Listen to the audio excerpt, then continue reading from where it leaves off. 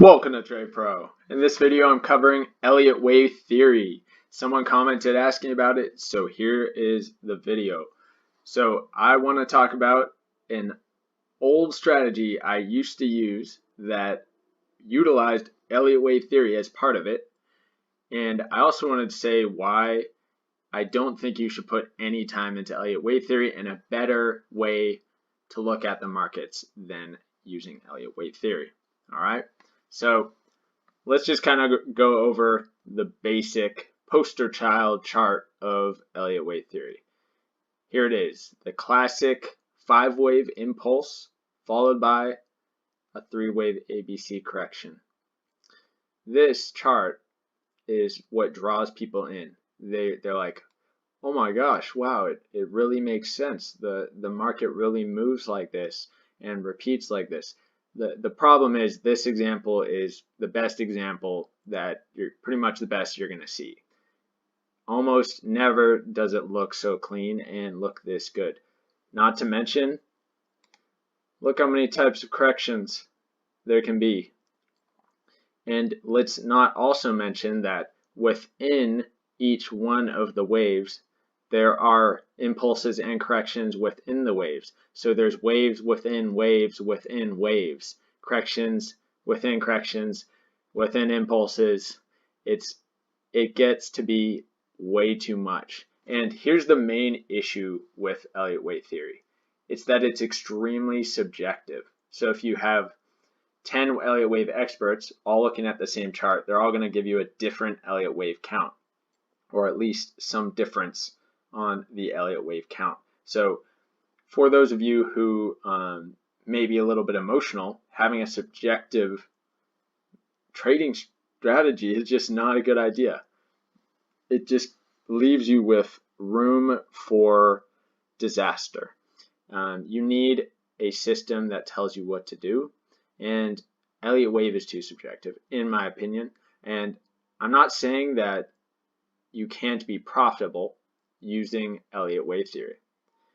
I'm just saying that you shouldn't waste your time on it because there's better ways to trade.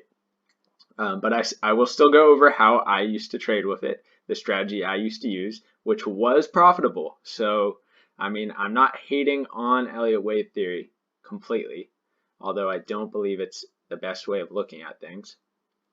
So how I suggest that you look at the markets instead of counting out all these different waves and also, these different sort of crazy corrections where it just becomes too much and it's just too hard to identify.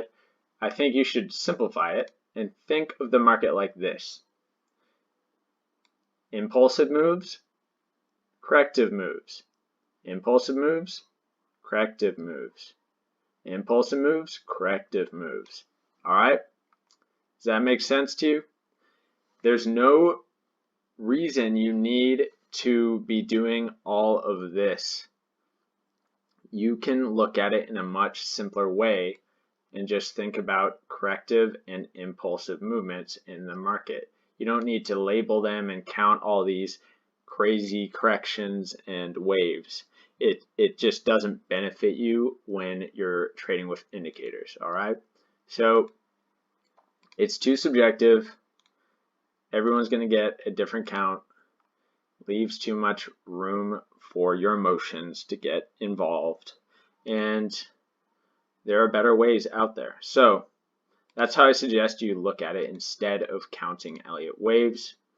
But let me go over the strategy that I used to trade with that used Elliott wave. So I found an example over here on Bitcoin, and it was a counter trend strategy using divergences on the MACD and the RSI. So what I would do is I would wait, be very disciplined, and I would wait for a really nice or quite clear impulse 5 waves. All right, so I would wait until a 5-wave move develops, and then once I see a 5-wave move on my chart, I pop up my MACD and my RSI, and I grab my trend line and I draw in all the divergences. So I say, all right, yes, we have higher high. Oh, do we have a lower high here? Yeah, that's definitely a divergence. And oh, yep, histogram, definitely a divergence. RSI, oh yeah, surely divergence. This thing's got to come down now.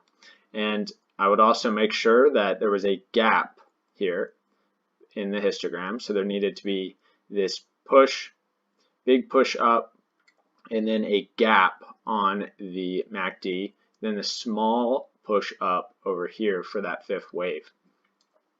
And how I would short it is I'd be waiting for a cross down on the MACD. So for this example, I would have shorted right here on this candle, on that cross down. And what I would target is the bottom of the fourth wave. So typically, when you get this type of action, it corrects to at least the bottom of that fourth wave. And as much as I hate to say it, this strategy was extremely high win rate. It worked almost all the time when you were very disciplined and waited for the proper setups. So, I mean, it works and it's profitable, but it's not ideal. All right.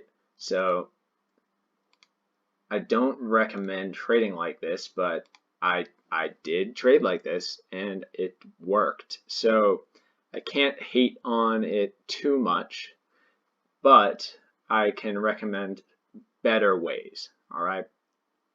So let's say for fun if this one actually worked as well for that strategy. This is on a much higher time frame. Let's see, I haven't actually checked this one. So it does meet the criteria yeah. So this one you would buy right here. Right here. So, and it did make it to that fourth. So, you can see why I use this strategy, and it does work as far as a strategy goes. This strategy is profitable, but it leaves a lot of room for emotional decision making,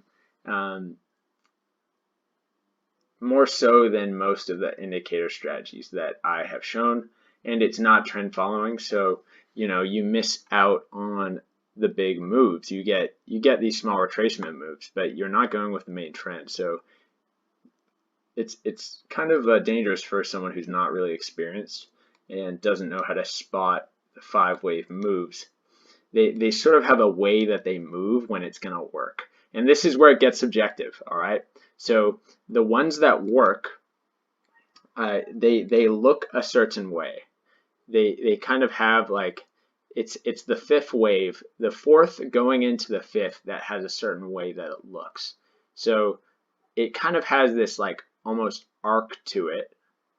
And this fifth wave, I don't know how to describe it, but I just kind of developed a way of looking at it where it just looked a certain way where I would be so confident in that it's going to work out.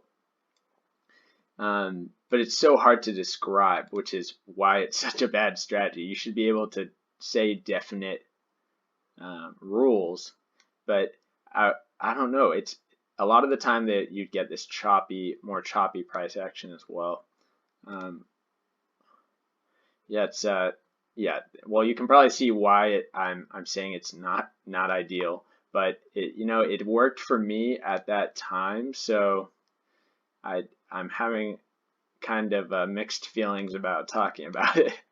But anyway, I hope you kind of enjoyed this little insight into my Elliott wave history, and I still just recommend you stick to the simple way of thinking about the market's movements as just simple impulses and corrective movements. Impulses and corrective movements. All right?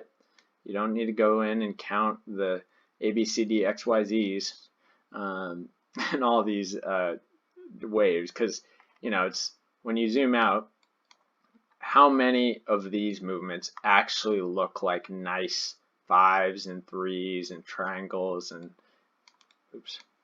Most of the movements aren't going to look nice. All right?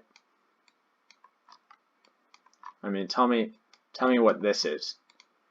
What is that? But anyway, I guess, you know, it does work for people who are really willing to wait for the nice setups. And that's the reason why it worked for me. It was because I was really willing to wait until there was a really nice looking setup. It has to look right. And the problem with just saying it has to look right is it's just so subjective, and you know, you need a lot of experience with identifying these things.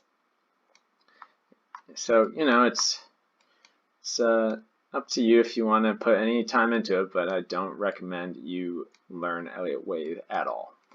All right, I think that's pretty much what I have to say about Elliot Wave. So thanks for watching and have a nice day.